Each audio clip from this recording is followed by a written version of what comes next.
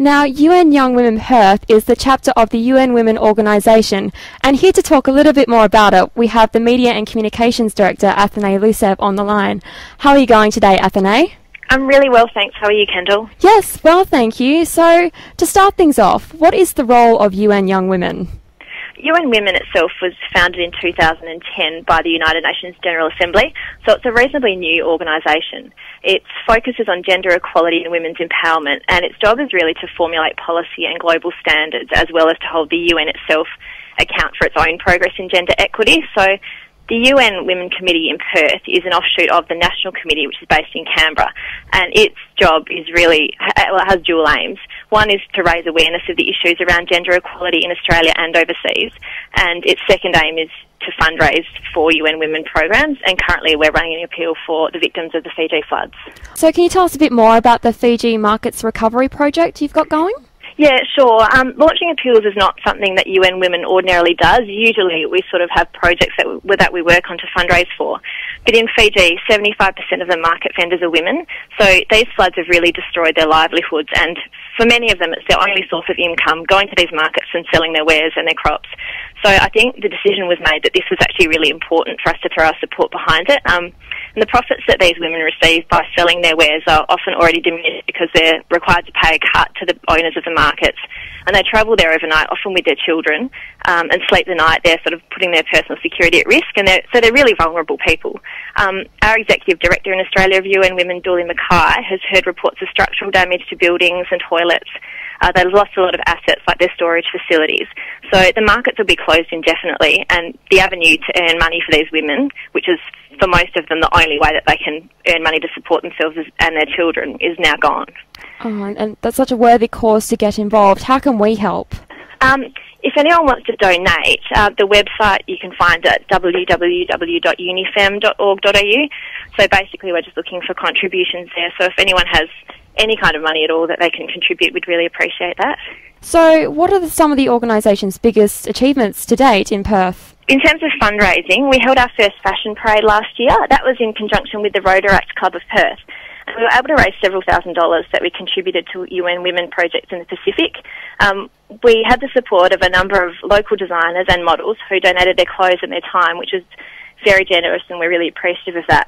Logistically, it was a real challenge, being the first time that we'd held an event like that, but our events team did an amazing job. And more recently, we've held an event at Freehills. They're one of our local partners, and we held that event around the topic of women in diplomacy. We had the US Consul General Alicia Woodward there, as well as some staff from the Department of Foreign Affairs and Trade and the Malaysian Consul General as well. And they were able to really share their experiences working in foreign affairs, which is something that I think a lot of people at uni and a lot of our own members are interested in pursuing. So these women gave really practical advice about how you can translate that sort of desire to work in foreign affairs into a reality. And these events are really important to us because it's sort of easy for us as members and committee members to talk about gender issues among ourselves, but part of our job is really advocacy and engaging with new groups of people.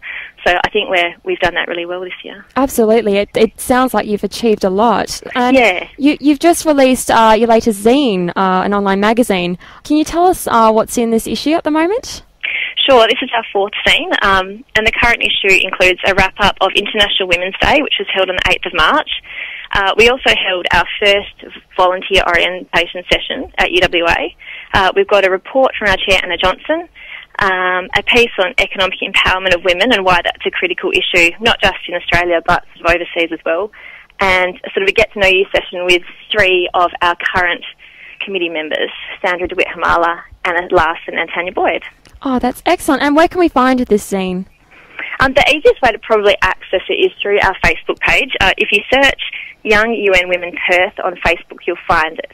I notice you've got a feminist book club meeting coming up. And so how do you think this helps the discussion of gender issues by holding an event like this? We have these sort of a few times a year where everyone who can make it is given a book to read. We've got a lot of people who come along who aren't necessarily financial members of UN Women or members of the committee. So it gives us a chance to really widen our reach into the community and also involve more people in discussion on gender issues, which is really good. And it's good to have a framework around the discussion. So having sort of a text or a book that everyone can read before they come along means everyone will have formed some opinions or a view on some of the issues, and having a focal point like that's useful. when you sort of go back and read some of the old, I guess, feminist texts which previous book clubs have done, you can see how ideas on gender issues have changed over time. Yes, it would be very interesting to see that those aspects. Yeah. And do you have any exciting events coming up as well? We do. On the 20th of May, which is a Sunday, we're holding a high tea, and that's designed to be sort of a Mother's Day event because that's the Sunday, I think, after Mother's Day.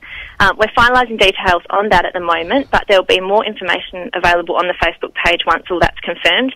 We're hoping this will be a really beautiful and elegant event, and we'd really encourage young women to bring their sisters, mothers, grandmothers along. And after that, we're also holding an event for World Environment Day on June 5th, and we will have our AGM on June 11th, and that's when we'll go about establishing a new committee because the new committee will start its work in July.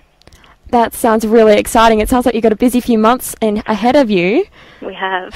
And what about students? Can they get involved in any way? Can we join up? Yeah, sure. The reason that we held the volunteer session earlier in the year is because we've sort of got more volunteers, so we wanted to give them a good idea of how they can be involved, where they can be involved, sort of in which portfolio, because each of the committee members looks after a particular area. The easiest way is, again, to just join the Facebook page. You can email perthyouth@unwomen.org.au if you're interested in volunteering with us. Oh, that sounds excellent. Thank you very much, Athanae, for speaking with us today.